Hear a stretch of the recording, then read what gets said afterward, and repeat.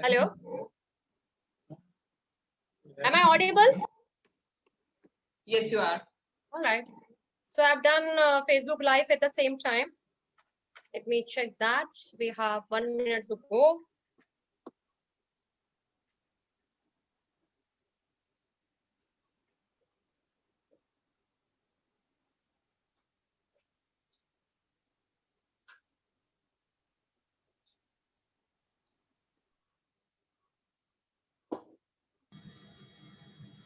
All right.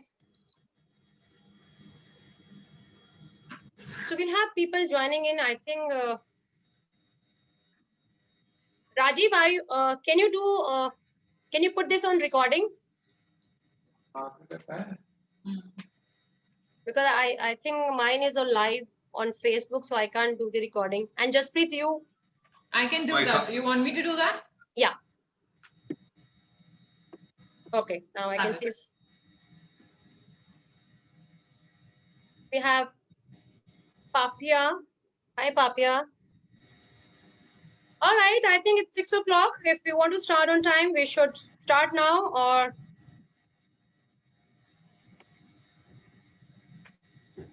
Yes, I believe we should start respecting the time of participants who have joined on time.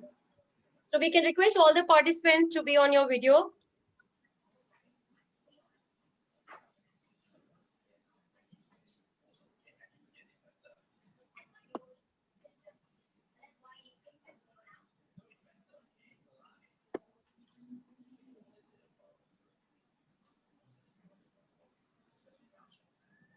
Hi, Menodua. She's from West Africa. She's written in the chat box. All right.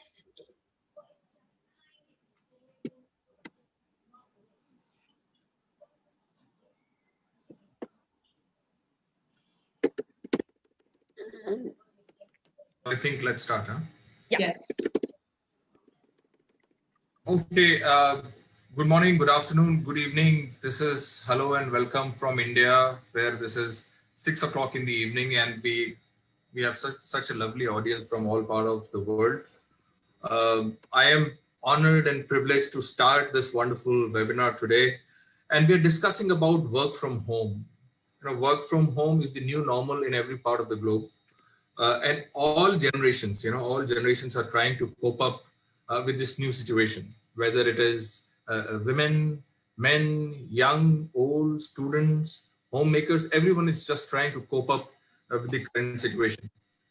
However,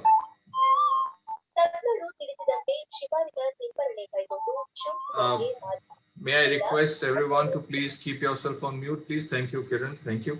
So, work from home situation in this pandemic time has given us a lot of anxiety, a lot of restlessness.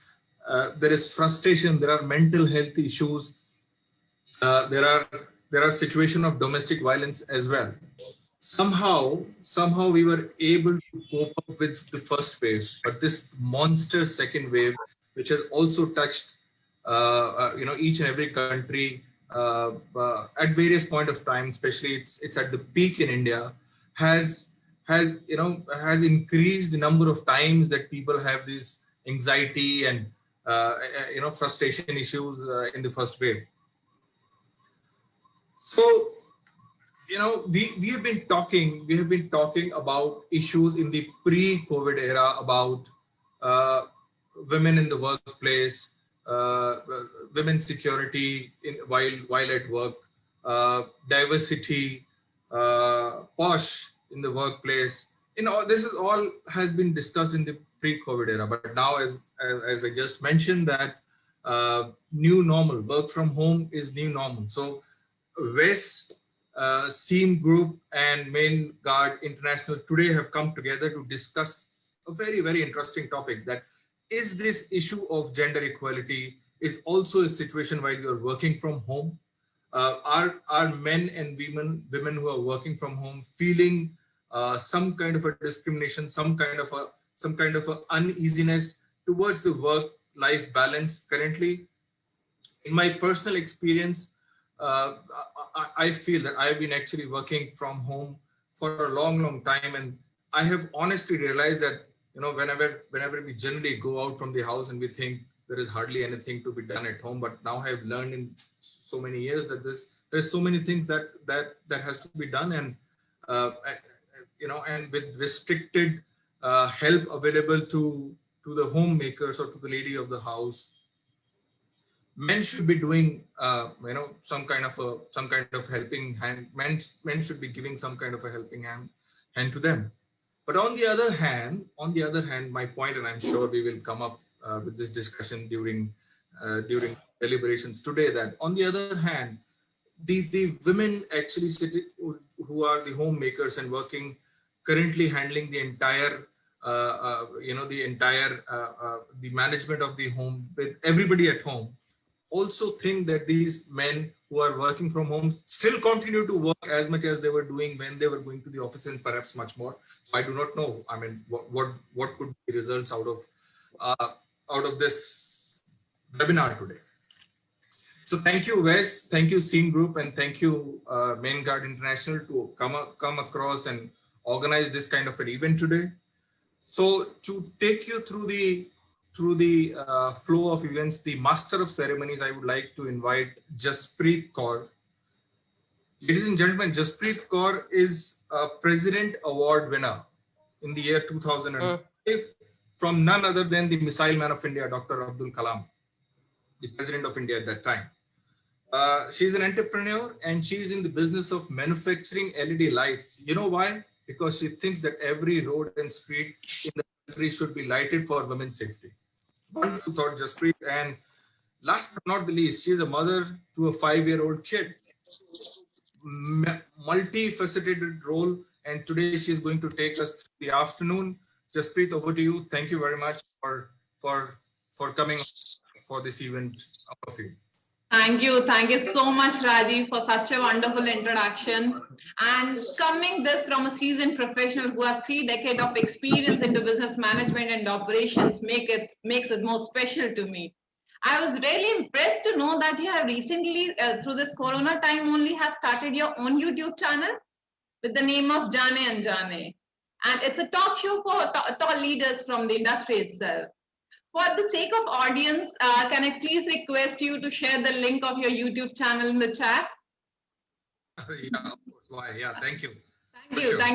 Thank you so much. And I see so much of positive energy already flowing in the room. Global leaders, international conference, and the most exciting discussion about gender equality at your home. Who would have ever thought that gender equality would go as a homework with us? Thanks to Corona for getting us together and producing this topic at least. Without further delay, I take the privilege to invite our host for the event, who happen to be 2 strong ladies, again from 2 different parts of globe, Sheila from Mainguard, Singapore, and Veena Gupta from Scene Global Consulting, India. Let us hear through them what was there in their mind, what thought came to their mind when they concluded on to this topic. Sheila, coming to you, you have so many badges on your shoulder for your work towards women empowerment, right from being the investor of the year 2010 to being elected as the first female president for the Council of International Investigators 2014 and 15. Please help us to understand why you choose this topic on gender equality. Well, first, I'd like to thank everybody for being here today. I'd like to say hello to our distinguished panelists, all our distinguished guests, and especially to Dr. Rukhsana Hassan for being here with us. I started having a chat with our dear Veena Gupta, who is actually the president of the Women Empowerment Security Safety. And it was just a social chat. We were just talking close to Mother's Day. And I was telling her that I was so inspired, watching her video on LinkedIn on her speech to university students. And so I was saying, we do need more activities to empower women and make them feel good about themselves, because working from home is, can be very daunting for, for such a long period of time. It can be very daunting for all of us, not just women. And so we started talking, about Mother's Day being coming out, and how, we need to celebrate womanhood and, the inner strength in us, that we women, have to perform different roles. We are not just working full time, we have to juggle with our work, our family, then there's children. There is also looking after your husbands and extended families. So every woman's situation is different. And of course, being in COVID and with many countries, having a lockdown and we have to work from home, it means that a lot of women also have to work from home. And I think for many women who are working, going out to work actually empowers them. There's a sense of, I guess, a sense of achievement. And also they probably need a space, somewhere to go out to, away from home. But when you're working from home, there's also a great expectation. Once the environment is different and you're not in your office, there's an expectation of women having to manage all the household chores and do the cooking, cleaning, regardless of, the fact that it might be working hours, but they feel guilty, like the children are there, the husbands are there, they need to spend time, they need to cook, they need to bake, they need to clean. And so, and also going out to work, a lot of women, we get to dress up, and then we get people to appreciate us, how we dress. And like, as we were just having a quick chat earlier, like, when you're working from home, you're in a home clothes. And I guess regardless, most husbands do take their wives for granted, and you're not going to really notice what you wear and whatnot. So, and it gets very daunting. And I think a lot of women sometimes do feel a bit depressed. I mean, depending on your home situations, we're speaking in general here. And so we thought that, if we have this parameter, we do need like a women's group to be able to, I guess, network, maybe socialize, talk to one another, just have a form of a support system. And the event that we were talking about actually started with, I wanted like a theme, like, the goddess in you and something like that. But anyway, we're having a chat, and it's, working from home is not just about women nowadays working from home, it's also men. So it evolved to gender equality. And not, I guess, everybody is blessed, to have, good family environments. And some people, have homes that they have to share with a lot of people. And because of, social expectations, it's sad to say that gender equality is a reality in our lives. And this is regardless if you're working, whether you're in a traditional culture or even in a Western society. And I suppose it's also generations. Maybe today's generation, men tend to, are more open to helping out at home and helping out with the children and helping out with doing more chores. But at the same time, as much as the bulk of it still falls on women. So we wanted to do something, I guess, to take away, to empower women, to make them feel. There are lots more seminars that, we were planning and talking about, but we wanted to do something that we can empower women so that, we can shoulder on together. And Veena will be talking about more of the serious issues that women face. Some women actually really do face at home. So, and I'd like to just end this, I think, on a more positive note, and I'm using a quote from Mother Teresa. She did say that, we alone, I alone cannot change the world. But if I can cast a stone across the waters, it will create many ripples. And this is just the beginning.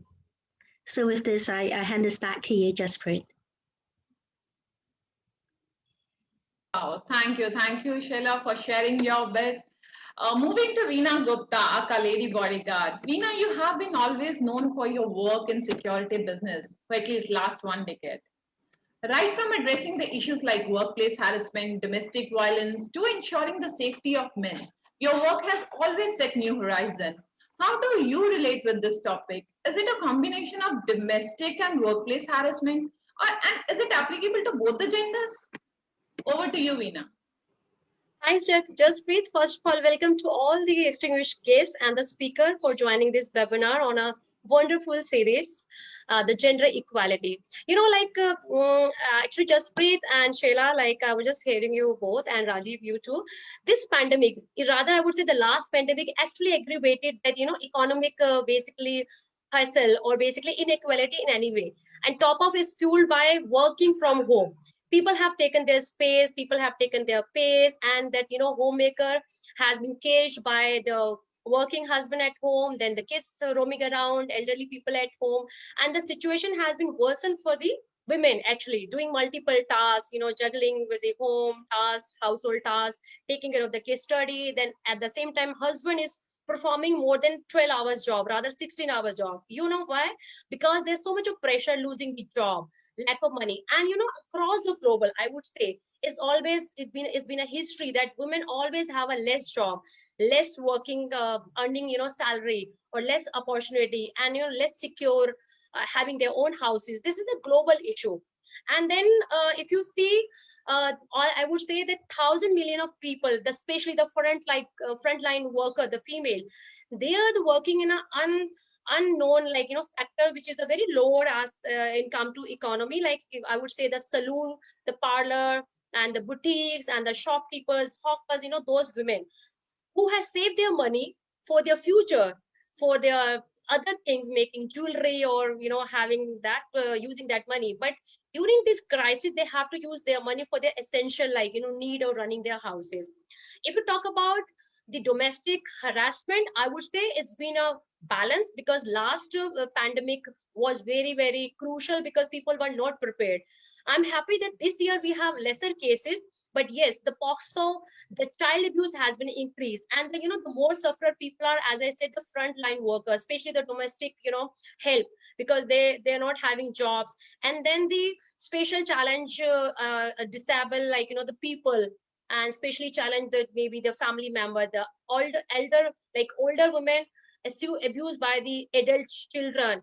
And because what happened, that space has been taken, like privacy has gone. For example, homemaker, she has the entire home for hers.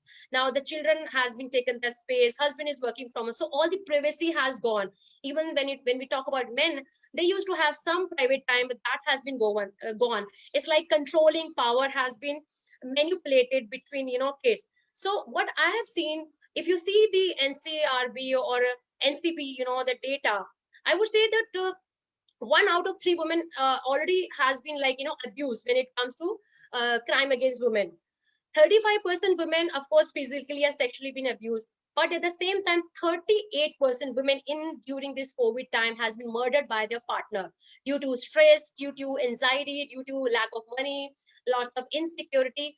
But you must notice 35% men also gone through the harassment, which is the domestic violence harassment, and the cases has been reported to the people. And the NGO like us, we keep getting calls from the men this time also, because people were not prepared. Everybody is juggling to save their job, to earn, to their earning. So I would conclude this, that this year been a little bit balanced, but our government should really work very aggressively on this issue.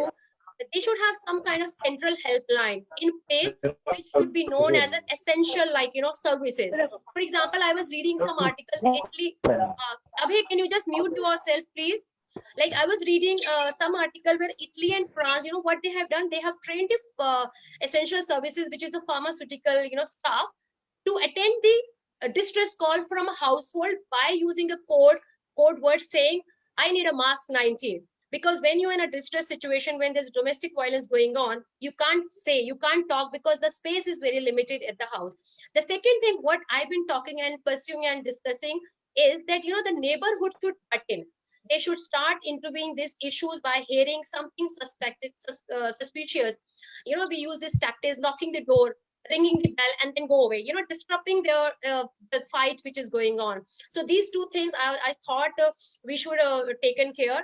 And then the last but not the least, the most vulnerable people are our teenage generation, young generation, and the kids. So the child abuse has, the POSCO is one of the law here in India. The maximum cases we have received by the laborer, like, kids, or the domestic workers kids, because these people were working outside to survive, and their child has been abused by the other community. So the cases of the child abuse has been really rise up and gone up. So I think that citizens should sensitize this issue amongst ourselves, because we are quite capable now handling our domestic issues within the family. And then at the family, the working couple have to have very smart way of working, like both the people should have their space of working at one corner. And as I mean, I always take the why only women have to look after the kids, food and the kitchen, because the problem is with us. We have taken this as an out of instinct as a female. Oh, I have to look after my kids, like, kitchen or the food. And I've seen the couple, even the female, they will not let their husband go inside the kitchen, saying that you will mess up the kitchen, and I'm the one who have to, clean the kitchen, clean up the, the mess. So rather you don't cook, I will cook. So I would tell all the ladies, please stop becoming like a super duper woman in this crisis. Let your men also give a helping hand. And you can't complain that man is not working, because I've been studying on this issue. The women, they do not let men go inside the kitchen. They do not let their husband nurture the child, saying, oh, you can't handle my baby, please let them do this, and then give space to each other. It's not that your husband is working, because as Rajiv said, yeah, Rajiv, you are right. If the man is working from home, the woman should not expect him to do a partially job in the kitchen. Most of the women, they say, oh, I'm also doing this and that.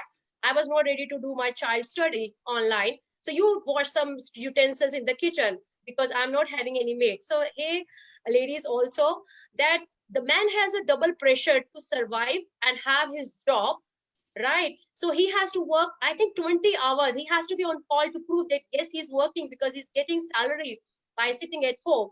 So ladies, he has a pressure. Leave him alone, because he's earning the bread and butter for your home. If you're not working, if you're working, then you can always smartly, distribute and talk amongst yourself that what you're going to do. I've seen many good couples, they have their schedule. Okay, morning thing I will do when I'm going for a walk, I will take care of my kid. Afternoon, I will do this, and you will do this outdoor job. You will get the vegetables and grocery. So I think we are sorted, and this way, I'm glad that domestic violence has been reduced. But yes, inequality has been rise up and increase equally in men. So I'm very like gender, I'm not a biased person, so I always talk about men's side and the women's side. So hey man, hey gentlemen, hey ladies, I'm at your side also. Yeah, we are worried about your safety also. So with this, I'll sum up my speech. Thank you very much. So much. Thank you so much, Veena. You gave us altogether a different perspective to look into this matter. I would say it's more intense now, it's more deep. And I can very well relate to this particular topic, because somebody suggested me at some point of time that Jaspreet, you should choose a career wherein when you are at work, your motherhood should not bother you. And when you are you're at your work, your motherhood should not bother you. So then I felt that work from home, it has come up as a blessing to us, all of us. But when I spent more time, I felt like, to my surprise, it has added on more to my stress and anxiety. With that being said, I also feel that it's more a kind of psychological challenge to understand the issue from the perspective, this perspective deeper. I would like to invite Dr. Ruxana, who's a renowned psychologist, trainer, and motivational speaker, to give us perspective and a direction what exactly it is through, and how should we take it and how should we deal with it. Dr. Ruxana, over to you, please. Thank you, Chair, for the privilege. I hope I'm audible. Jaspreet, am I audible? Yeah. Okay. Thank you, Chair, for the privilege. I'm Dr. Ruxana. I'm basically from south of South India, that is Mangalore, not Bangalore, it is Mangalore, one part of Western Ghat.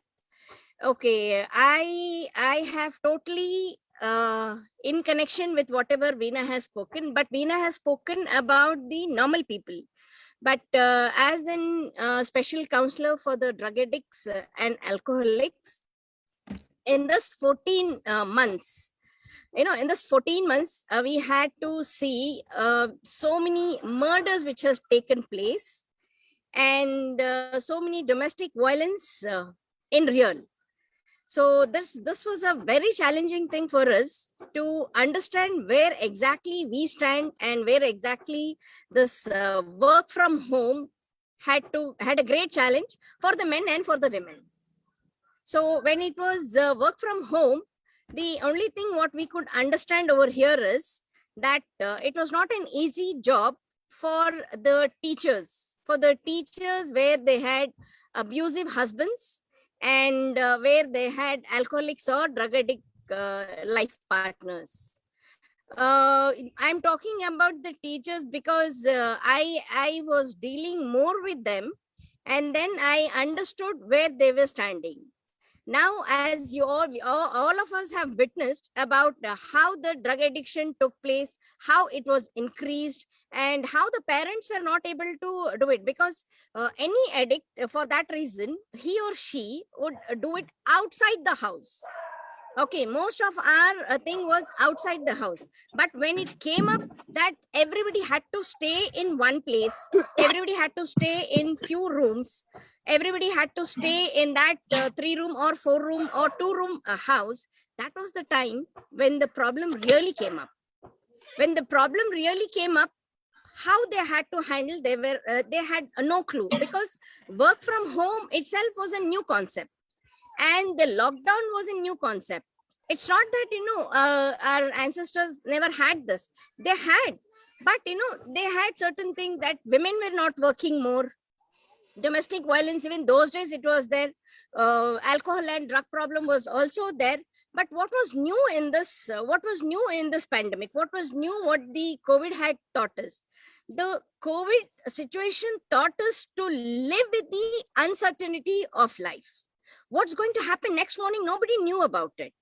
And not only as a counselor, not only as a doctor, not as a teacher, everything was new. Like, if they ask me this, what should I do? Even we were confused how exactly this will take place. So later on, in the first phase, it was a bit difficult for everybody to handle. And in the second stage, for us, actually, I have to say the second stage was after July, because after July, everybody started working. Normally, they used to go to the schools, they used to go to the offices. So the second stage, again, they had to change it so fast that they had no clue that what they had to do here and what they had to do here. The biggest challenge what the working women from home they had was, if the husband wants anything, he would make it a point to come and ask when she is in the class, when she is in a Zoom meeting, so this was a situation where the ladies had to go build up their stress. It's like piling up the camel. So in that 2 months to 3 months where they had work from home, they could understand, okay, what exactly was the pressure. Yes, initially when the thing was there, everybody called up and said, ma'am, it is so easy, no traveling, no dressing up, no pressure of time, no need to wait for the bus. But just within few weeks, they could feel the pressure. They felt that, the pressure was building, because when the classes are on or when the camera is on, okay, the only office which it was, either it was an Android phone or it was a laptop. So in this, the whole house, the background of the house was visible. Supposing suddenly somebody comes behind me and asks, where is it? So they were clueless to what answer they have to give. So in that thing, the ladies were given training from our NGO, how to handle these cases, how you can manage yourself. The only thing I have also witnessed a case where, the teacher was not able to take the class from the living room because she was staying in a 2-bedroom house with her in-laws, 2 children, husband, and herself. So totally 6 of them. She used to go inside the toilet and then put a screen there, and then she used to take the classes there. So the challenges are so many, but we overcame it. We've overcame. What has happened in this lockdown, in this past few weeks? In this past few weeks, we knew what had happened in the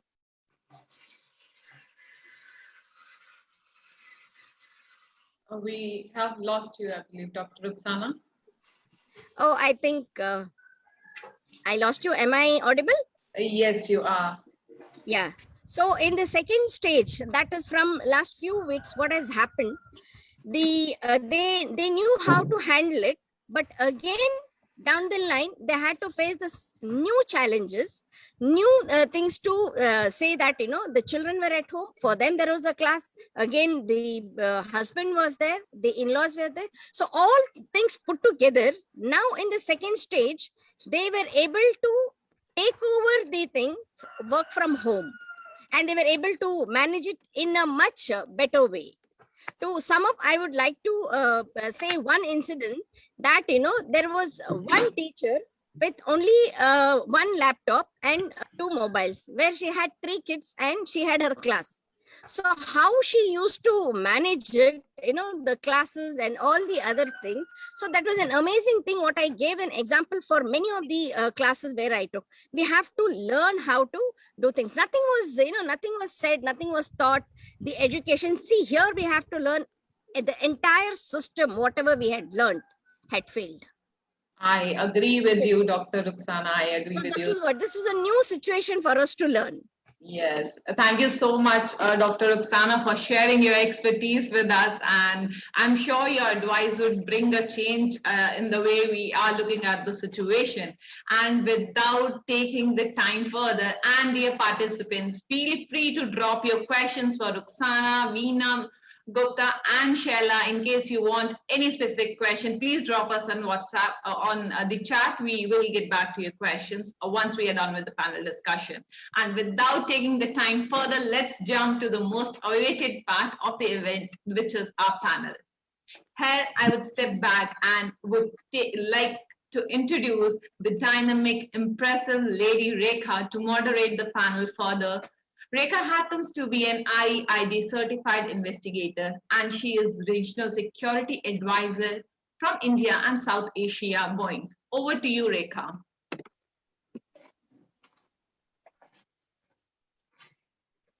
Rekha. Hi, thanks, Kispreet. I hope you can hear me okay. Yeah. All right. So, hello, everyone. Good morning, good afternoon, good evening. I know that we have a global audience here. We've been talking about, okay, before that, may I please request all the participants in the audience to put yourselves on mute so that, we can be benefited out of this panel discussion. Thank you. So, okay, so I was talking about, this global platform and global audience where we have global leaders as our, and very diverse panelists, by the way, for today's panel discussion. So on that global thing, I know that that's not the topic, neither the agenda for, today's event, but that reminds me of, the very reason why we're together. I think we should give that credit to this virus. If we kind of, are not kind of actually mentioning this COVID virus for any other reason, I think COVID has taken the term globalization quite literally. All right. So with that, I think coming back to our topic and track, as millions of workers around the world started, telecommuting for the first time due to COVID-19 pandemic, I think only few knew what to expect. And then, all of a sudden, then happened second wave. And, few of the countries, they already experienced second wave. And then in India, we are experiencing second wave now. Work from home sounds appealing, right? No more setting the alarm for 6 a.m. No more sitting in your cubicle all day. Your only escape, maybe an hour lunch or maybe few coffee breaks. And now you can set your own hours and work when you feel like freedom is yours, except it doesn't work that way. So we all have our own set of challenges from managing your own schedule and time. When you work from home, you no longer have a clear geographical division between workspace and personal space. So, balancing between personal and professional lives. And both Veena and Sheila and when Dr. Roxana spoke about it, in different ways. And we'll talk about it, we'll discuss about it, in due course with our esteemed panelists. How about distractions? We have distractions, we have kids, we have, our partners and parents, communication coordination challenges, right? I tell you what, before this COVID thing really hit, everyone, as far as I'm concerned, my profile requires me to travel a lot. And I used to travel a lot. And it was like, only once or twice every 2 months, I used to see my mom at home. And I had that guilt that I'm not able to, give enough time to my family and to my mom. Now is the scene that I think she's done with me. She has seen enough of me and she's like, okay, fine. I don't want you to kind of, lingering around all the time. So that social isolation thing, basically, I want to talk about. So sitting at home by yourself all day, it does take tolls. And then it has started impacting people emotionally as well. And that is why we have seen in many corporates, and that's what Dr. Roxana also spoke about, that we started giving more emphasis on mental health. Veena, you spoke about domestic violence cases, and that's true. We will try and cover all this and try to get some perspective from our panelists. And with that, I'll first start and invite our first set of panelists in no chronological order. Let me introduce you, Mr. Brett Mickelson. He is a former U.S. Army military intelligence officer. Today, Brett is the CEO of BM Investigations, located in the Republic of Panama and operates primarily within Central and South America. He manages security issues for the ultra wealthy in their investment, both in Panama and internationally, and he has developed a niche in missing person cases. Brett was the former president of the Council of International Investigators in the year 2019. He has a daily blog since the COVID pandemic, and in addition to his professional accomplishments, he is an outstanding husband and a loving father of 2 young sons, 1 daughter, and a very rambunctious grandson. So welcome, Brett. Then second, we have Lieutenant Bhaskar Shukla, an ex-Indian Navy officer, diving cadre, and an internationally certified security professional having 1 lakh plus organic followers in social media, an MBA and having certifications like CPP, CISM, MHRM, CSP, CPM, ADFC, etc., looking after security and vigilance of a thermal power plant.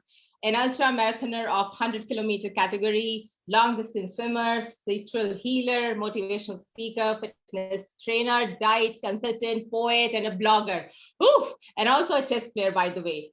And yeah, no wonder he's completed 175 certifications, 40 days during first lockdown. Founder of the Ultimate Mentor TUM Group. We welcome you, Lieutenant Bhaskar Shukla. Welcome. And last but not the least, for this panel discussion, we have Ms. Macarena, architect, master's and PhD in architecture and urbanism with extensive experience leading urban security projects and initiatives, both public and private in Chile and in various countries of Latin America and Caribbean. Specialist in CPTED, which is crime prevention through environmental design, methodology, and proven success in diagnosis, design, execution, evaluation of violence and crime prevention projects from an environmental perspective. International consultant in urban security with CPTED methodology of the IDB, which is Inter-American Development Bank, World Bank, Unhabited, and central governments such as SED, ESOL, Mexico. Did I miss anything? Sorry, no, Mexico, Ministry of Interior, Chile, and local governments such as Quito, Ecuador, Recoleta, Provincia, Santiago, and Antofagasta in Chile, among others. Speakers at TEDx Rio de la Plata, Argentina. And I'm sorry for any wrong enunciation. So with that, let me just first ask Brett, Your profile is so very interesting, and I'm kind of couldn't resist myself to ask you. You've mentioned that you manage security issues for the ultra wealthy in the investment. My first question to you is that, is it any different now? How do you see this new norm, work from home? You know, what are the challenges, or do you think that it's beneficial, it has an advantage, or it has a disadvantage? We would like to hear from you, Brett. Over to you, Brett. Sure. So first of all, I'd like to say it's an honor to have been invited.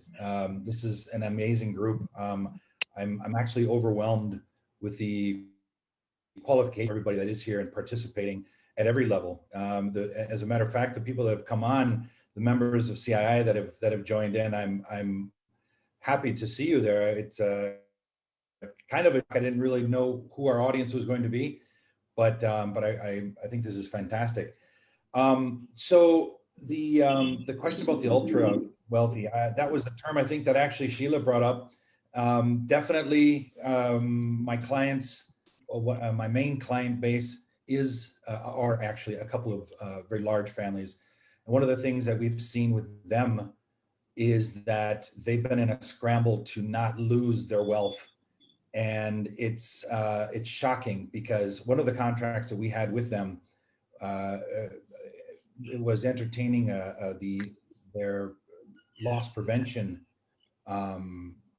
department, and it entailed a group of 80 individuals that would take care of what in Panama only was 140 stores and banks and insurance companies and just any number of businesses, and everything to get shut down immediately. I think one of the biggest shocks to me wasn't what was happening to me and my family, it was happening to the individuals that we had employed, because it was okay, now who are we going to fire? Who are we going to send home and not pay anymore? And quite honestly, it's something that still affects me, because we're in the process of maybe bringing them back after over a year of not receiving much more than maybe $100 a month, just to help however possible. So me going home was one thing, then home was a totally different story, and something that it kind of haunts us still. And I say us, my wife and I work together on this project. She works primarily the accounting, so she pays me if that's, if I've done well, I guess. And but it's also about seeing what we can do to still reach out to our employees that are on these hardships. I hope that answers that question for the most part. The ultra wealthy are going to continue to be ultra wealthy. Yeah, thank you, Britt. Thank you for sharing that perspective. Yes, absolutely. One aspect of it, definitely we're talking, behind, closed doors and closed walls. And then another aspect of it is our employees, right? And how we can actually ensure that, their jobs and, everything is kind of in sync. And that is also kind of building up pressure or stress, so to say. Moving on to Bhaskar, I was reading through your profiles and the certifications that you have done. I think you have utilized your time quite well, really well. So would you like to share, 2 cents on how, or rather, is there a best way of utilizing, somebody's time, or in the way that, we can be benefited out of this kind of, work from home scenario, when you have, this liberty of planning your schedule and, your work during the lockdown? What are your thoughts? I mean, you've been guiding people, I know that, for last 1 year, and we know that you have done 175 certifications during lockdown. So what are your thoughts? Would you like to just share 2 cents with everyone here? Sure, ma'am. So first of all, good evening to everyone. And since we have people from other countries also, so I don't know what's the exact time over there, but I believe it's primarily a daytime everywhere. So a good morning to everyone. And now coming on to the topic, ma'am, you very well said that like it is the same for everyone. When we are working from home, things are, the scenario is completely different. It's quite difficult. I won't say difficult, but yes, quite different for sure. So like I'll just share just a little about it to begin with. Last year when this lockdown started, so initial 8 to 10 days, as Dr. Rukhsana was also saying, and I believe Jaspreet ma'am was also mentioning about it, that people were like, yes, okay, no, like, it's a good thing to do, like, no office, no waiting for cabs, no nothing, we can work at convenience, boss is not calling, so many things. But then, if after a week, 8 days, 10 is going on, I mean, our complete, what we call the cycle, the life cycle, I mean, the way we live our life, complete this thing, the routine that gets disturbed. So we are not getting awake on time. We're not sleeping on time. When there's nothing to do much, and then maintaining this fine gap between personal and professional life was becoming difficult. That when to work, how to work, and we're not feeling like getting up from the bed, working on laptop, being at bed. I mean, it was completely different scenario. So what I did, I thought, okay, this is a tough time for sure. It was not the way we were anticipating it, and this is why what I started doing, I started checking my LinkedIn, and I just saw that many people were utilizing their time doing something or else, and some of them were studying. So I thought, okay, let me ask them what is the secret behind this and how they are doing it, because everything, it costs money. So when I was seeing them posting so many certificates, like back to back, so many people, so I thought, let me also invest into some studies. Then I had been lucky enough, I would say, that there was few friends of mine who unrevealed, I mean, who revealed and revealed this thing, the fact behind this, that it is not necessarily a paid certificate, by the way. If you're doing studies, it need not be costing you every time. It may be very cost effective, and it may be really engaging. It can really help you in getting yourself updated, upgraded, and utilizing your time optimally, and definitely fine tuning and honing your skills. So what happened that I like to share with everyone over here. Then there are few forums, there are few platforms where you can study whatever you wish to the field that you are into. You may be into operations, you may be into security, you may be into information security, you may be into HR, you may be into any field for that matter, a technical guy, anything. So if you go on platforms like LinkedIn Learning, if you go on platform like Coursera, if you go on sites like Udemy, then edX, these all sites, they are providing you almost free certifications and a class study. I mean, it's a very good video guided study, where you get to see a lot many videos, where there is question answer round, you have to pass the question. Then on Coursera, there is project also, and you need to really work upon it. I mean, there was time when I could not pass the certificate, so I had to put my efforts again and again, and I had to refer to books, I had to refer to Google. So this is how things are engaging in those sites, and I started utilizing my time, and that lockdown actually became a boon for me. And back to back, I couldn't even realize when I started accumulating certificate and the number went to this level. So if I would say that in such a time when you don't know what to do, your house, you don't feel like working out much, because it's a small space. We are generally habitual of going to the outdoors and doing exercises when you're not feeling that much enthusiastic. I am telling you this, upgrading yourself and broadcasting your achievements on your within your circle on the social media, and that too when you have actually attained something, some knowledge, some valuable skill, then I'm telling you this is a sense of satisfaction, and everyone, wonderful. I would say, should do this. Yes. Wonderful, wonderful. What a great example, Bhaskar. I think you truly showcase, how you can actually turn challenges or adversities into opportunities. Right, great, and thank you for sharing your perspective. And with that, I'll move on to Macarena. Can you see Macarena there? She has done on her video. Yeah, there she is. So, Macarena, what's your thought? I mean, how do you see this, COVID-19 situation, especially, the lockdown part of it? Do you see it has come along and, brought in some advantages as well? So what are your thoughts? What are the challenges that you're facing?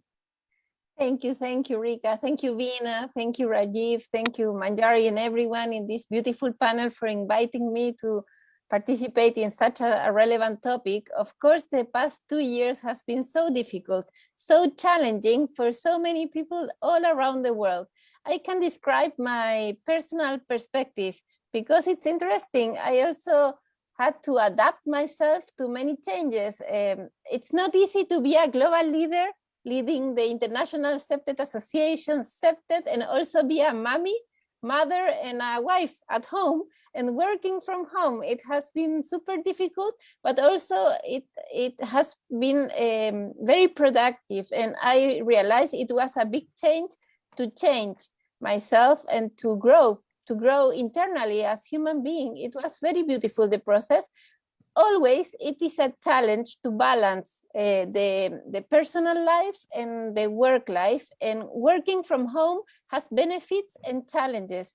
One of the most relevant benefits for me was time, because my previous life before COVID, I traveled a lot all around the world, and I was not so available for my husband and my son at home as I wanted. And now, due to the COVID crisis, I am all the time here at home. And this is something very, very relevant. But on the other hand, we needed to do internally some team building process, because we need to reorganize the roles, for example, the task responsibilities, who will do the kitchen, who will do the bathroom, who will cook. And after 2 years of work, myself, my husband, and my son, that is 13-year-old, we are constructing a very beautiful new relation with team building process. And we are super happy about that. And this connects with one of the participants mentioned about the relevance of gender equality. I think this is an opportunity to rethink about that. And when we adapt the gender equality inside our lives, our homes, then it is more easy to spread into the society. So this is my personal belief and perspective. And thank you again for inviting me. What a wonderful, thing that you've shared on, gender equality, Macarena, because my follow-up question again was on, this gender equality, when we talk about work from home. So you have shared a wonderful example of, your own family. And I'm sure you, being a global leader, you must be interacting with people of, from both the genders in general. What is your understanding of this work from home situation? Because we do often come across certain cases and incidents where both the genders, they come up with their own set of issues, but there definitely is this school of thought which says that no, it's basically the females who whether or not they are homemaker, they are the ones who are actually, bearing that burden. So what are your thoughts on that?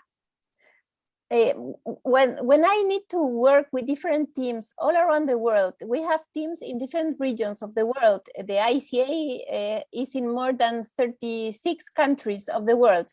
So we face many differences regarding culture, context, and gender issues also, as you mentioned.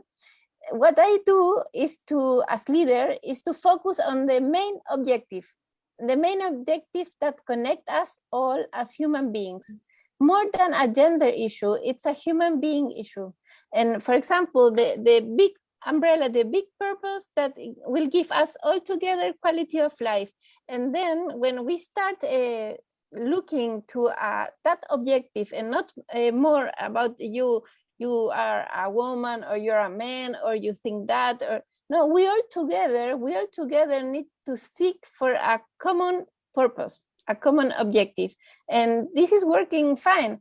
The ICA is working very nice. Now we face also very difficult moments, the same as all the society in the world. The COVID crisis is not easy, but we are moving forward together. We are united in our differences. This is our main idea. Great, wonderful. What a great thought. And with that, and with the same question, I'll move on to Bhaskar. You know, like I was mentioning, virus definitely has taken globalization word quite literally, but then we do have cultural challenges when we talk about, you know, this, the way, you know, different regions and people all across dealing with the issue. So how do you see it, you know, this gender inequality when we talk about work from home? Do you think it's same for both the genders, the challenges, the set of challenges? Ma'am, well, I think that it is not exactly the same, but yes, quite similar, I would say, because the challenges, be it a female or a male, especially in today's world, are almost the same, because both have to work and both have to, you know, participate in household work as well. But then, yeah, definitely, you know, I always, being a feminist, I always support women in this thing, that they, you know, after having done all the household work, they are as good and as efficient as males, in fact sometimes better than them in, you know, performing their office work as well. So kudos to them, kudos to females, that, you know, they, you know, they are, you know, that's why I sometimes call them superhumans, because actually, you know, they are like this, you know, females, ladies who are moms, who are, you know, taking care of children. I know what does it mean to take care of a child. Is it in itself a complete work for the whole day? And still, you know, like being a mother and then, you know, doing office work as well, and then doing all the household chores, I mean, it's a big deal. So I'd say yes, there is little inequality in terms of, yes, women are, you know, more focused, more hardworking, a little on the superior side, I would say, to men, especially when it comes to working from home and working at home, both the things. So this is my view, I would say, and I believe, you know, most of us will agree to this. Thank you, Bhaskar. Moving on to Brett. So Bhaskar said that women are superior, and Brett, you said that, you know, your wife actually, she decides whether you should be paid or not. So what are your thoughts? I mean, I know that, you know, we all are dealing with our own set of challenges, but, you know, being with there, you know, with your wife and spending just some more time seeing what she's been, you know, going through, what she's been doing. What are your thoughts? How do you see it? Do you also agree to what Bhaskar and what Dr. Macarena just shared with everyone? Your thoughts, please. Yes, you've opened up a very large can of worms with that question. The good thing is she's not watching, so I can say anything I want to. I do not know whether it's still locked down there or not, but just to be very careful, you're going to be there with her. So you come in at any point. Yeah, that's right. So it's going live as well. So I have a weekly newsletter. Some people call it a blog, and I refer to her as the queen. That does not necessarily make me the king, however. And she's very, very clear on our hierarchy within the household. So one of the things that was dynamic, one of the dynamics, I guess, for us was pre-COVID. We would both get up. She would always get up earlier. That's unless I had to go fishing, you know, forced to go fishing. She would always get up earlier, and her schedule started with getting up at 5 a.m., preparing everything for the kids to go to school. We live, because of the poor traffic at the time, it would take her anywhere from about an hour to an hour and a half just to get to school, to take the kids to school. And they started at 7:15, 7:30. Ironically, without traffic, it's only 15 minutes away. But that's just the dynamics of that time of the morning. Issues like that, she would take off, I would leave, and then we would not see each other the entire day.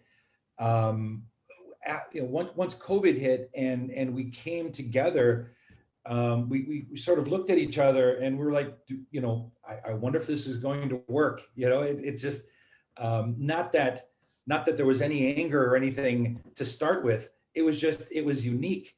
My schedule was very energetic, starting off very early, work all day, visits, security studies, investigations.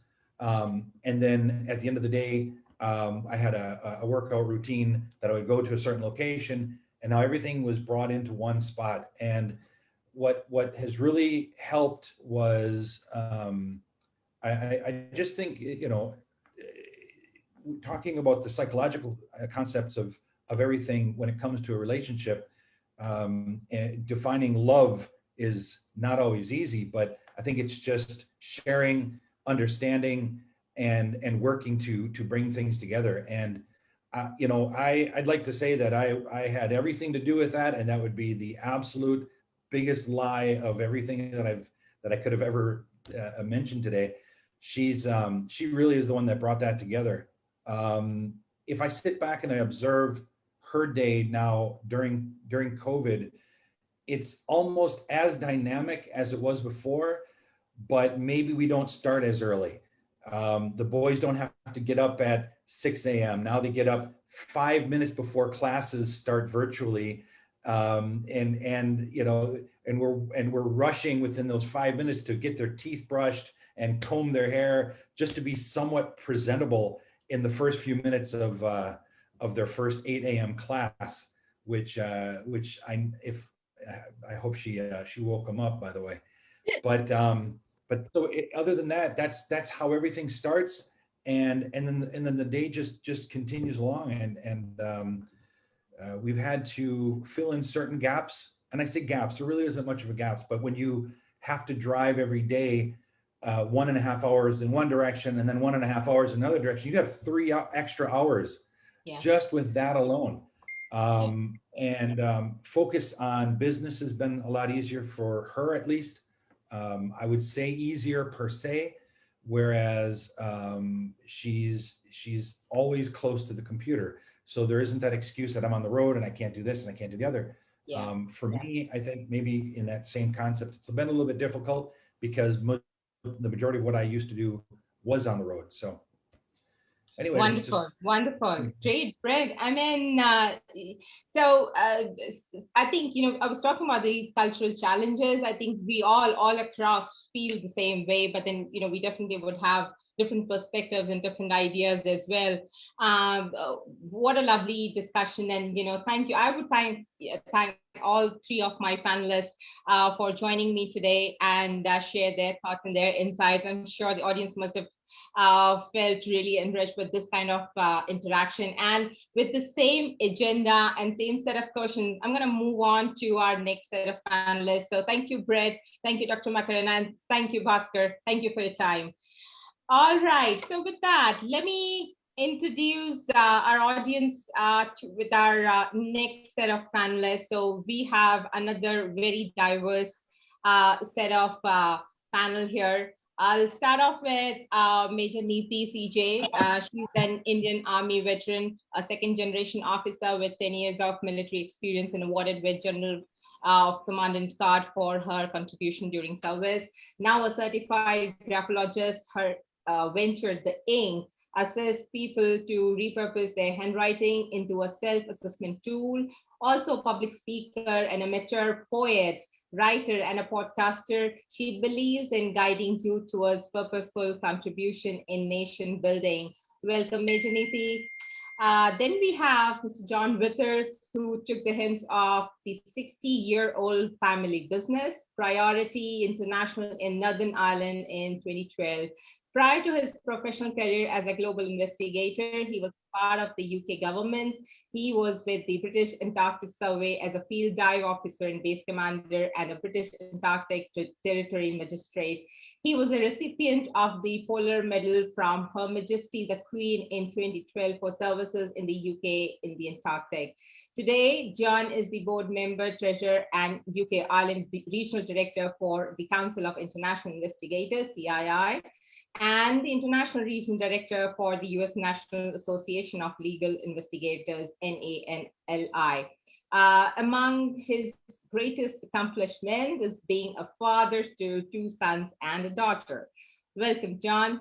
And last but not the least, we have Zata Ligo. I'm sorry for the pronunciation, Jada. I think it's Ligo. Is a mother of 3, an avid social media content creator. She's also a speaker and trainer for women empowerment organizations on small businesses and digital marketing topics, and now working as a training manager for MOM Academy. Zata was formerly the assistant marketing communications manager for an international law firm, Rose & Company, and she has been working with Mainguard for around 20 years on research project in Indonesia. So welcome, Zata. With that, my opening question to you, Zata, if I can see you there on the camera. How do you see work from home? Okay, thank you, Rika, and thank you all. It's really an honor for me to be here.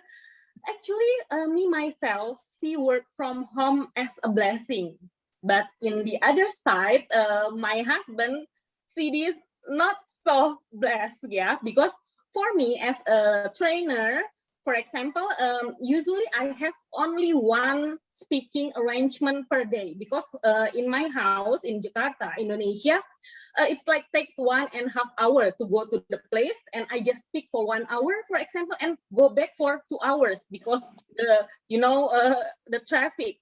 So I only have one speaking engagement, not more, because I will be too tired. But now, because thanks for working from home, I can like have 3 to maximum 5 speaking engagement per day, which is very good for me. But for my husband, he is a private investigator. He is also a producer and videographer.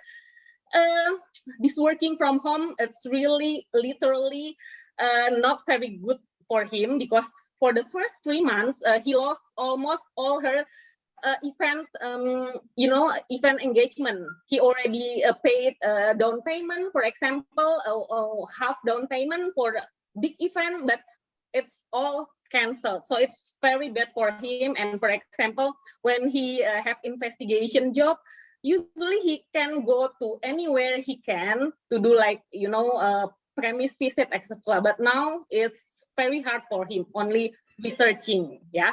But after 6 months or 7 months, it become good for us because this is very interesting. In my place in Indonesia, in early pandemic, there are a lot of divorce rates. It's really spiking.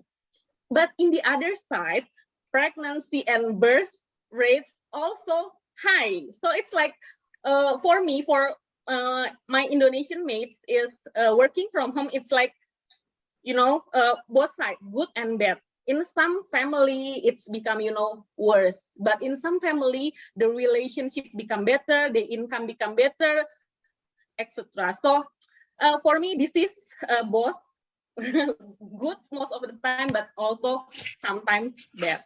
So that's all. Wonderful. Thanks, Zata. I mean, a very balanced approach, and I can see that bright smile on your face, which absolutely makes it very prominent that you are enjoying your work from home time. Yes. So exactly. From there, I'll take international flight from Indonesia. Let's go to John. Hi, John.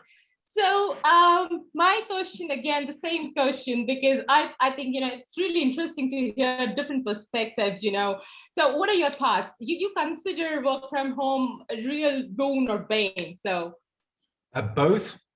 Both. It was really good. I traveled a lot, so it was nice to be sort of locked up at home and have the laptop and work away. My wife and I, we have a good sync in how we run the family home. I think where it got difficult is when they shut the schools and sent the children home, and then trying to work and manage the house with a 6-year-old and a 4-year-old running around who have no concept of you're working or you're on a Zoom call, and then the schools decided that we needed to teach them as well, so we suddenly had to become teachers and split that up. Fortunately, my wife took over the teaching side, and thank goodness she did a great job with that, and I think the biggest challenge for us as a family is I'm probably a self-confessed workaholic.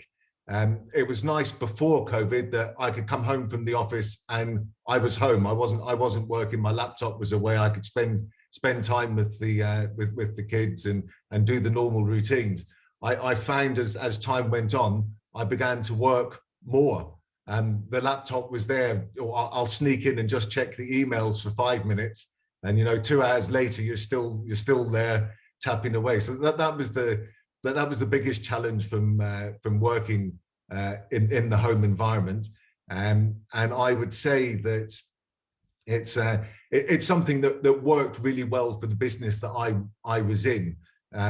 Today, I was talking to Sheila earlier. I'm actually in my office. This is the first time I've been back in my office for probably over a year, and it feels very strange to be in this environment again, and something that I will have to get used to. But I think the experience from my business is that all of my staff and myself, we're going to split a little bit more now. People are going to work from home for 1 or 2 days a week. Some of us are going to come into the office. We've found a new method of working that I think will work for everyone, and let them enjoy family life a little bit more and work life. Thank you, John. Great insights, and you also touched upon that particular topic where your wife actually took over, and she's kind of helping with most of the stuff. Hold on to that thought of yours. We're going to come back with a follow-up question, but at the side, you're talking about the kids. And I was talking about the distractions and all, right? And the handwriting thing. I think we can go, to our next panelist who probably can, see the handwriting of your kids and can actually talk about, what they really need to work on. So over to Major Niti, if I can see you there. All right, so Major Niti, I mean, what an impressive profile you've got. How do you see, and I remember when we were having this discussion, 3 set of generations living together, right? How do you see work from home in the current scenario? Firstly, thank you so much. Thank you so much for this opportunity. I'm really, really feeling privileged that I am among such an elite and such a dynamic panel. Thank you so much, and thank you, Rekha, for that question. I would love to answer it. It was a very unique situation for me when the COVID hit India. So March 2020 was the time we started seeing it impacting us. The lockdown thing and all that started, and precisely at that time, I complete my military service, and I'm out of the military, and I'm kind of transitioning to this life. So for me, work from home was not the first challenge or the first situation which came. The first situation was to be at home because I'd never been at home. 10 years, a decade, I've been away from my parents. And although married, we as a military spouse, you are not always at the same place. So you are firstly not used to so many people in your house. And secondly, you are yourself not used to being in the house. So that was the situation. And in that situation, when I reach home and there is already a veteran, my father, so 2 veterans in the house. My mother was almost on the verge of having a nervous breakdown, because when I was in the military, thing never ended in most of the discussions. So the situation was different. And yes, we saw COVID in our home. My mother was affected with COVID. She's a teacher.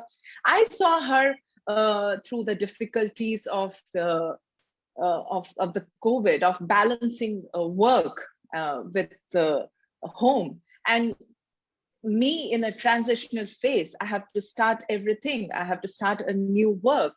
I have to first be upskilled to do something, to whatever I need to take up. And that's when, the younger generation terminology, let me get into the vibes, came for my rescue, So I call it vibes. And why I call it vibes, I'll tell you. So vibes, I set up the vibes for myself by creating vision. I thought, let me have a vision for myself. And then introspecting myself, what I need to do to get into the situation. How do I deal the situation? And, as an Army veteran, we have many guests here and many other panelists, and they would resonate with this, that we never have challenges or problems in the Army. We always have a situation. So you just have to, when you look things with that neutrality, you kind of get the confidence that you will deal through that. And then body, B, I thought that, okay, let me get back to a better fitness routine. And then E, enhance myself, upskill myself, prepare myself for the corporate world or the entrepreneurship world. And S, share the responsibilities. The parents, after all, they are on the wrong side of the 50s, so they need that kind of a support. And that was what was the peculiar situation I had at my place. And it was very different, because you're away from your husband. He's in one place A, you are in place B with your parents, and then you have COVID at your home. So it was quite chaotic. And that's where having a routine for myself came to rescue. So that was how work from home has been for me. It's been peculiar. It had its own challenges. And yes, now I think so I'm out of that inertia. Great and very interesting. I just, with the first set of panelists, I have a follow-up question. The gender inequality aspect of it, right? You're right, in fact, we all have our own set of challenges. But when we talk about this gender inequality, what are your thoughts and what have been your observations? And this is one thing, like I said, in globalization, it's a very global thing. And I think there is no right or wrong answer. Maybe we have our own cultural set of challenges, but this gender inequality, how do you see work from home kind of thing actually adding fuel to it? So the biggest challenge, at least in the Indian society, what was brought up by many of the panelists, is the biggest challenge is there is a stereotype. There is still a stereotype to many things. There are such confirmation biases that this is a man's job, this is a woman's job, and you're always battling between these two things. And as an employee, then there is that employee man's mindset also working. There is that subordinate mindset. Suddenly now you have to take stock of everything at home. In a workplace, you have people to take care of things. You have directions from your bosses. You have that constant supervision from team leaders, and so on and so forth. But that kind of cuts down drastically when in a work from home environment. And for a woman or a man, for that matter, both ways, domestic activities could be challenged either ways, because in especially families where there is dual income, where both the partners are working, definitely domestic activities had taken a different priority, and there were people to take care of it. There were household helps available to them. So that I feel that the challenge was not the work per se. The challenge was the mindset. Challenge is still the mindset. It's still the mindset, and especially if you are in joint families, because it's still a culture in a major part of India where there are joint families. Somehow the workspace was kind of a escapade for people, let me get out of the environment. So it kind of worked like a therapy for people. We joined these gym places, and I was reading an article that why should we work out in a gym and not at home? And it brought out 4 important things, and that is amenities, there is a community, and there is a focus, and fourthly, it is motivation. And somewhere all these 4 things get hampered in a house environment, when you are at your home space. True. And very nicely put, Ms. Niti. I mean, I'm sorry, we have some time constraint, and then, I do have 2 more panelists, and I would like to, seek their perspective as well. Like you mentioned, your own perspective, we probably would, get to hear something different from, let's go back over to maybe John. So, when I said that hold on to your thoughts, I basically wanted to understand, your perspective, and how do you see this gender inequality? Do you see there's any inequality by, any chance, or you think like what Niti has just said, it's like, actually having that more conducive environment is kind of 50-50. So both partners are actually investing equally, and then just make it a kind of a good environment for both the partners and both the genders. So it's kind of win-win situation for both the genders. How do you look at it? How do you see it?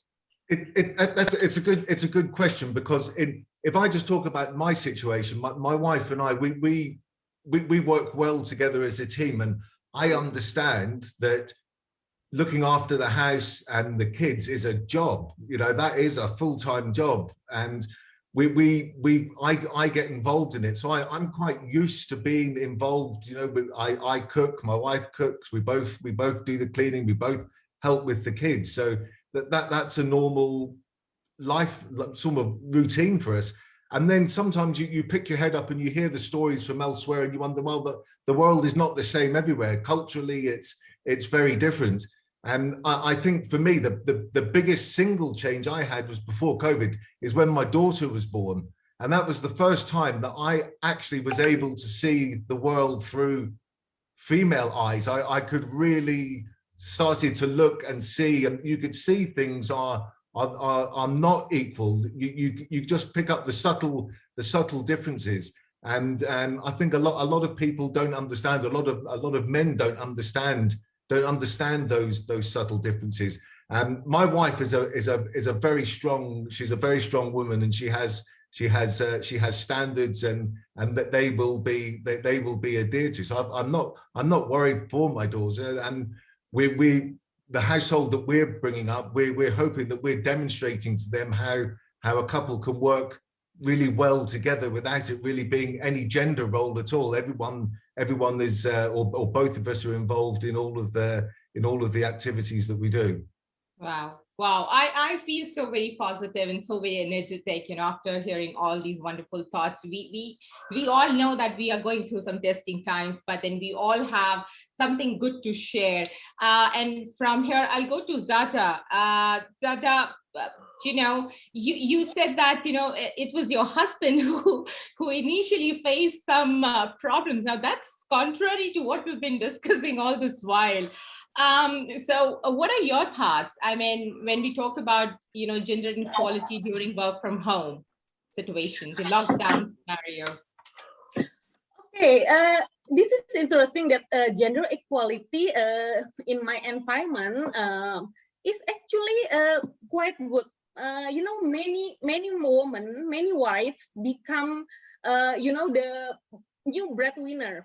For example, in my situation, at the first 3 months, I am the breadwinner. But after that, when my husband like get back on his feet, have another project, have another work, and then he take over again. But in my environment, I see many women, especially wives, who become helping their family with the economics.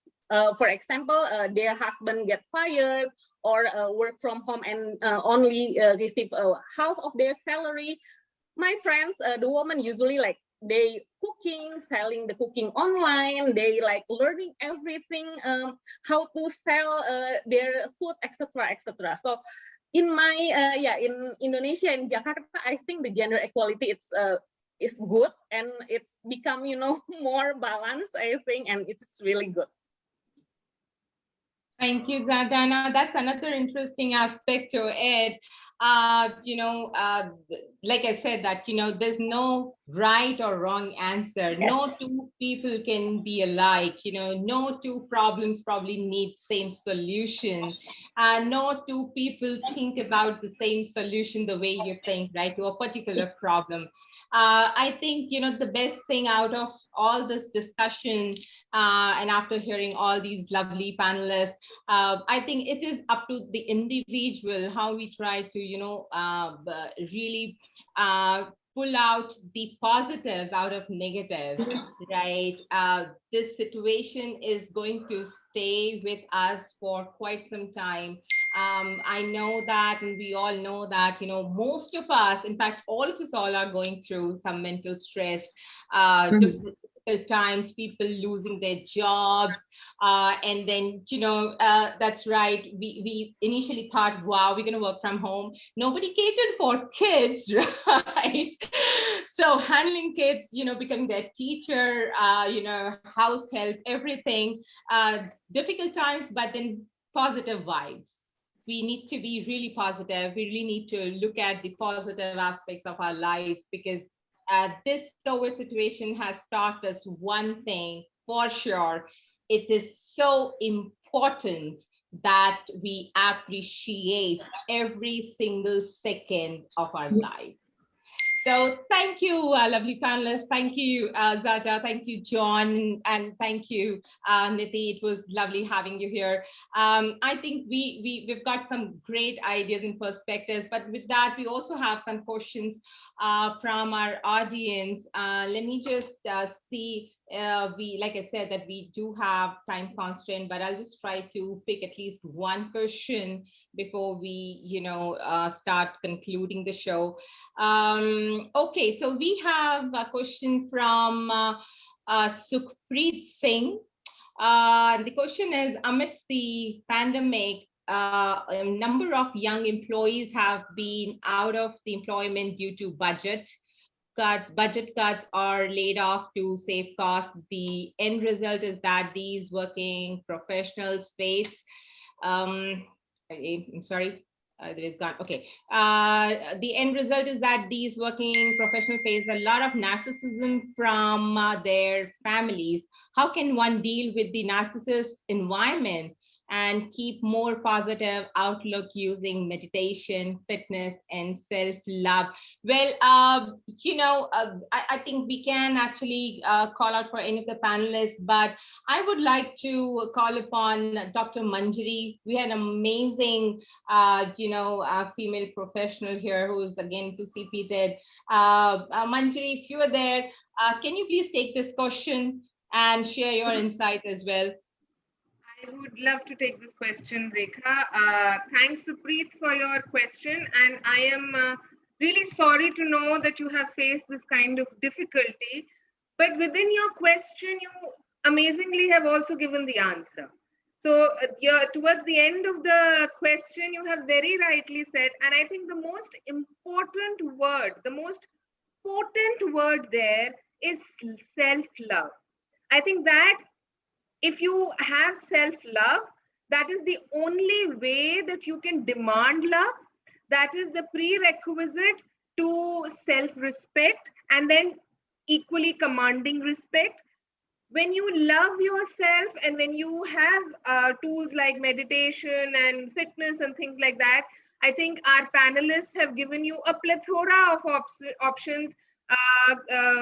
Neeti, Colonel Neeti has given a very good option, and I believe from TUM also the panelist has given very great options.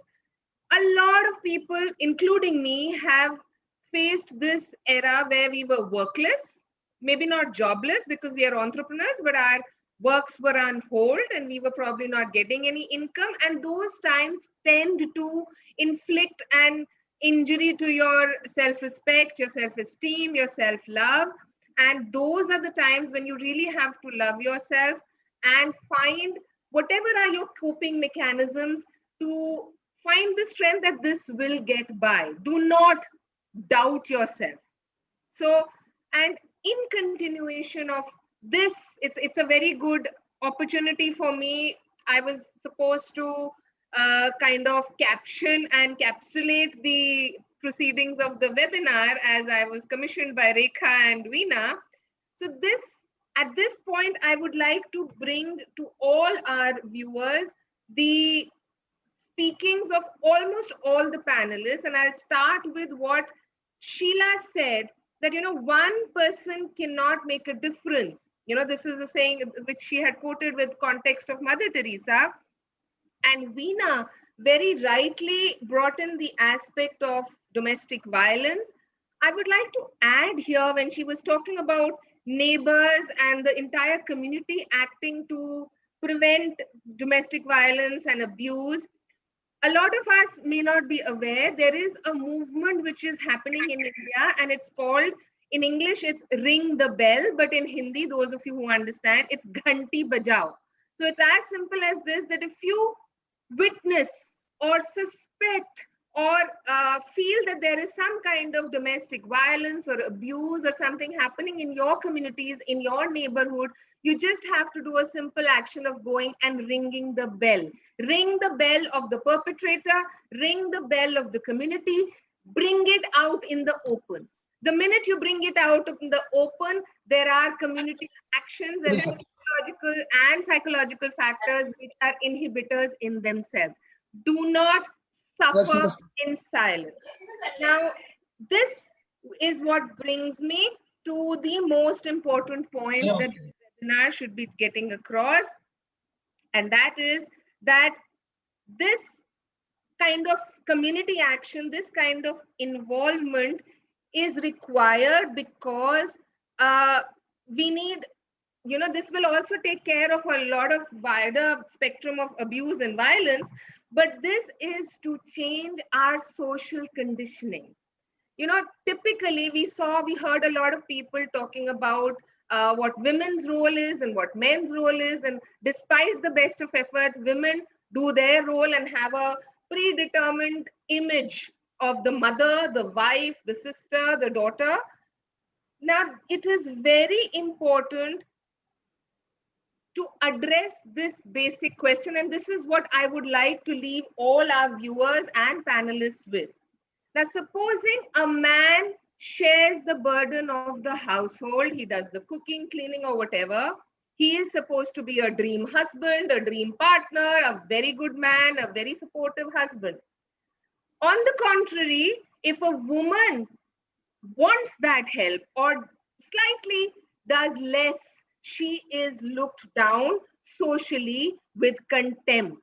She is expected to deliver, whether she delivers on the professional front or not, but she is supposed to be the answer to every domestic situation. Why?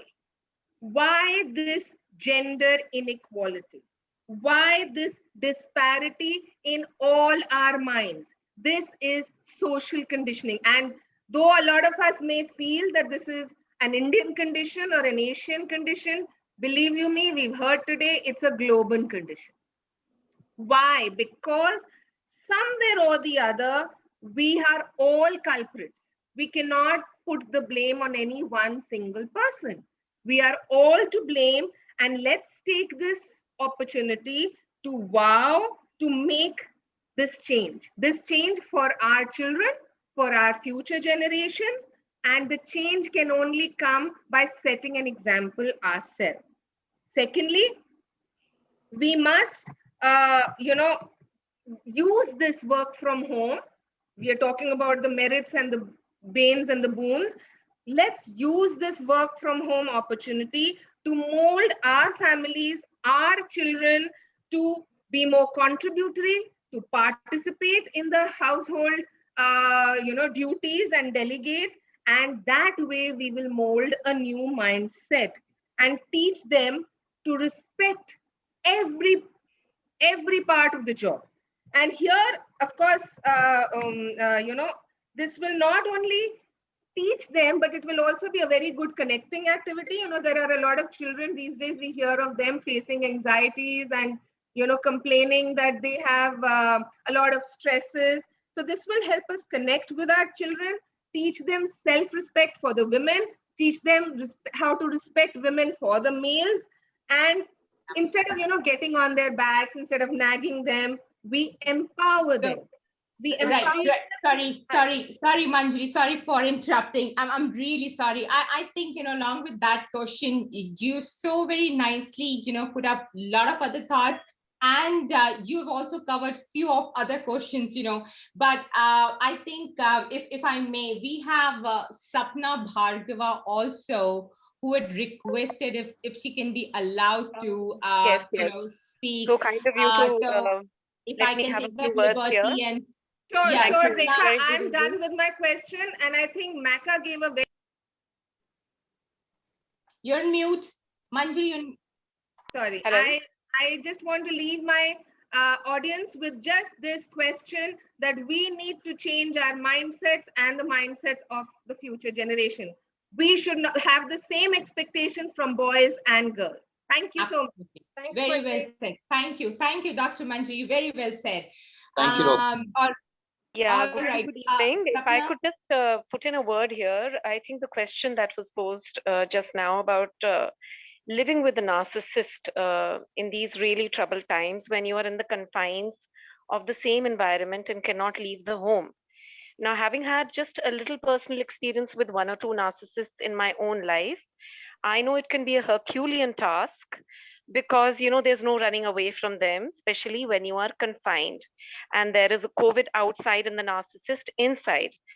So addressing that particular question, and I'm so sorry, I actually joined the discussion a little late, but I'll address this one, which is to retain her own calm in that situation.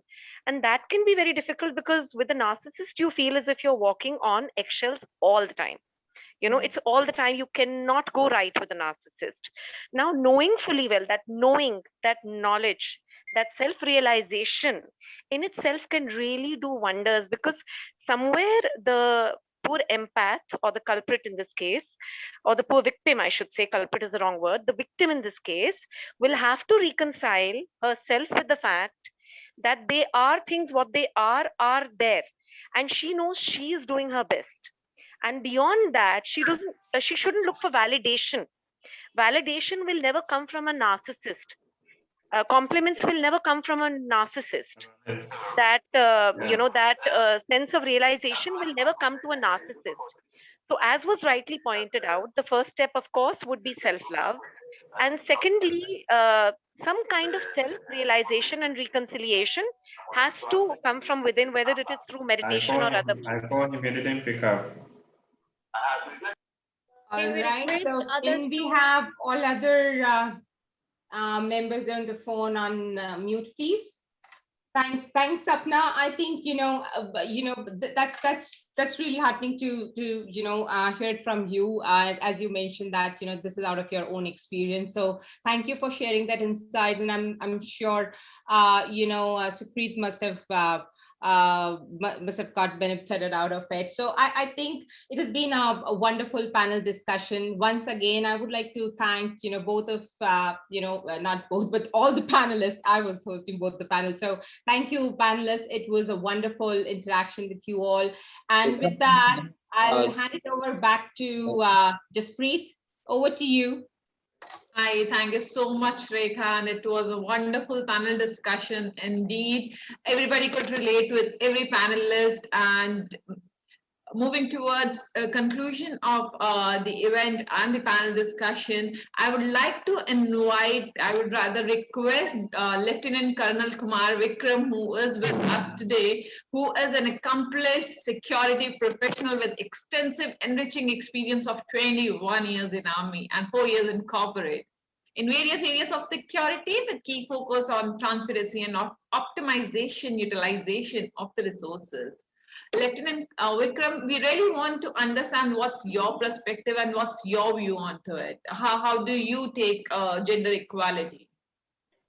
Okay, good evening and all the greetings of the day to all of you, and my special thanks to Veena and Rekha for inviting me here, and it's a privilege to be the elite panel of honored security professionals here.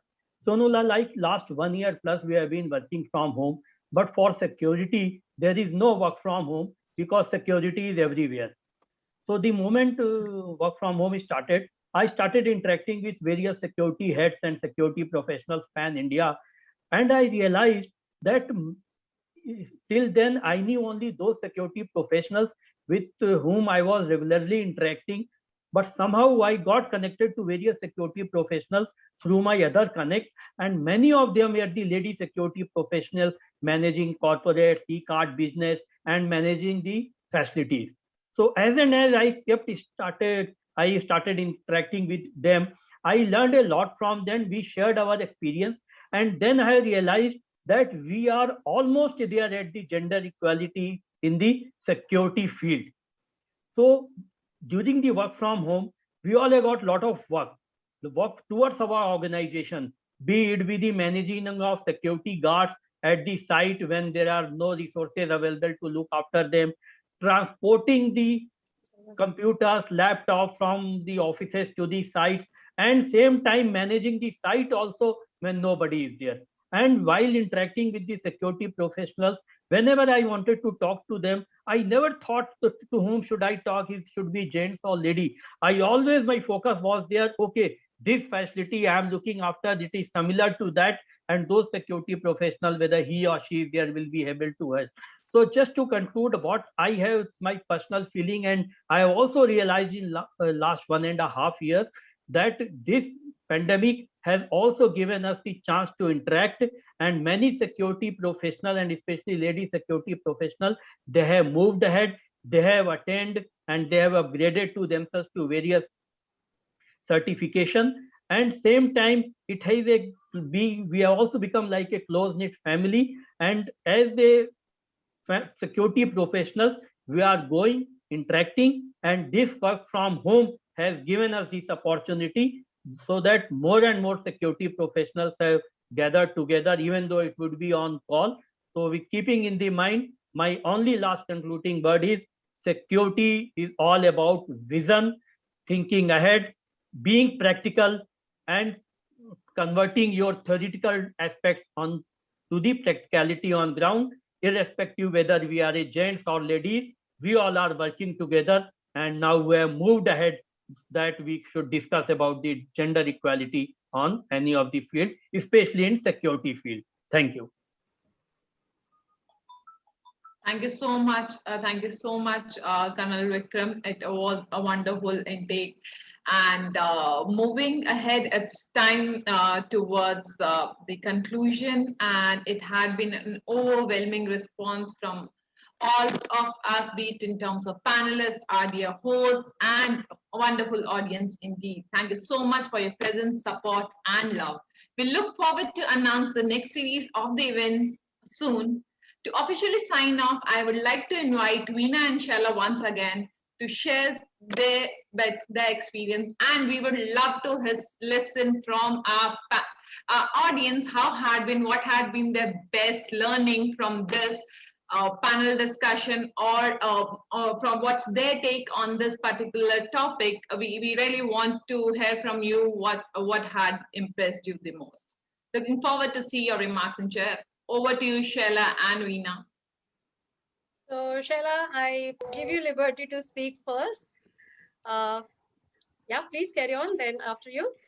Okay, well, I'll make this quick because I know that we're almost towards the end of the session. I do not want to run over time, but I wanted to thank everybody, all the panelists, for your amazing insights, and also for our audience. I know, like, I just thank you for participating, and I believe like there are some who still want a chance to speak, so I'll leave that to Veena. But thank you so much. The insights have been great. When we started this, we were not, we were not exactly thinking of gender equality. We were just wanting to do a Mother's Day special and celebrating, women and female. But then we expanded because, we're women, and we appreciate, the role of men in our lives and the support that you have been. So we are happy, with all the insights that we have. We've learned a lot from each other. And I know that we will continue to learn, with each other. The world is changing. I think technology has made, our lives and our communication, so much easier. So we've seen this through the pandemic. Perhaps this is now like the new normal, whether we like it or not. It's something I think that we will have to, live with and embrace as time to come. So thank you again once, to all our speakers, our panelists, and to all our guests. Over to you, Veena. Thank you, Sheila, for a great insight. And thank you, everyone. Personally, thank you, my entire team, my all supporter. I just want to say and add one thing before we sign off, that this COVID, even the previous COVID, has been really great journey, because as I think I heard from everyone, that if you keep your mind positive, if you utilize this time in your best manner, like you can add on your certification. So I have added on my certification. I happen to meet great people during this COVID. I have learned so many from my mistakes and have become a better human.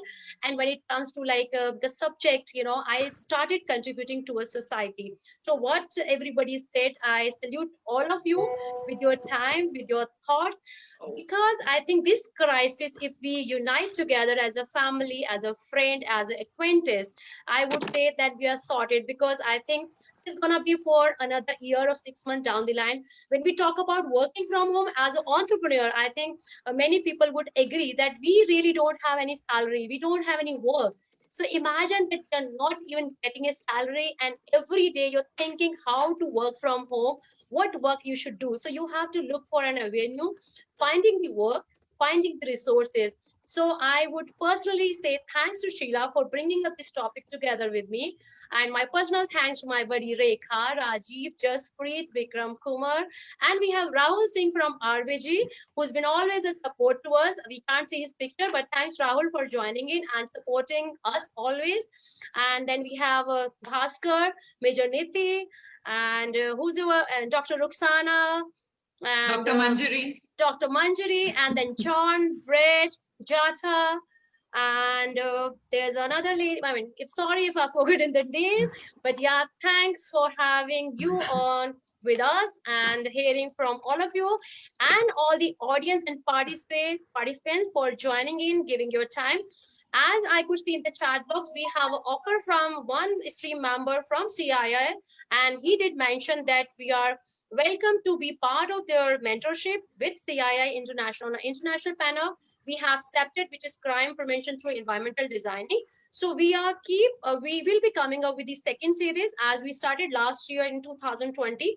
This year again, this is our first series in 2021.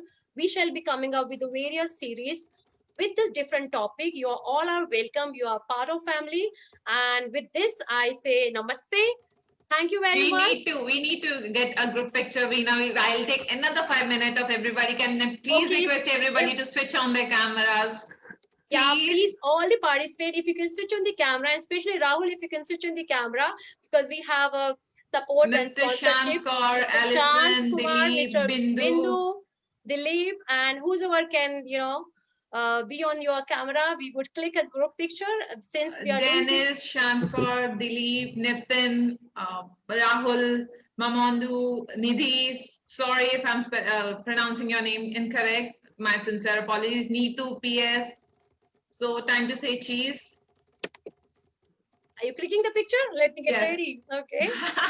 Get ready. I'll give you another 3 seconds. Okay. So let me know when you're ready. Okay. Yes, thank you so much. So we look forward, all of you, with our second series, which we're going to announce very soon. Thank you very much. Once again, formally, we are signing off. Thanks, Sheila. Thanks, all the panelists. Thanks, all the speakers. Thanks, all the people who have joined and given your time at the last minute. Bye-bye. Thanks, everyone, and have a good night. Thank you, Veena. Bye. Have a good day, good evening, good night. And good night. Thank you so much. Thank you, Rekha, and thank you, Rajiv. Thank you, Vikram. Yes. Personally, thank you, Niti. Thank you, Tej, Barbrika, whatever name I could see. Thank you so much. Have a good night. Thank you, Francie. Thank you, Pono. Thank you, Shan. Thank you. Thanks a lot. Bindu, Nidhi, Dilip. Bye. Thank you, Bhaskar. Thank you, Bhaskar. Thank you, ma'am. Thank you, ma'am. And I would like to just 1 second, like to have just one more second. Yeah, of yours. please. All is yours. Mr. Ramendra Maltihar had been throughout with us in this meeting. He is an HR head and a very famous HR leader. He is doing his PhD also. I'm really thankful to him for joining. Then we also had Deputy Commander Nidhi Jaiswal, who is a very big achiever, professional of a different level altogether. She has also been with us. So thank you so much.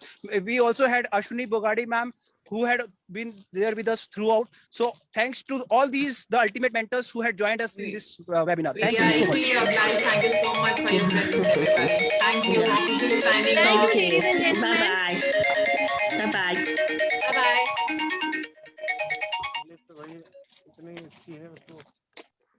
So Sheila, should I end? Okay, Sheila has already gone. Let me just end. Bye, Majority. Bye, Brett. Bye, Brett.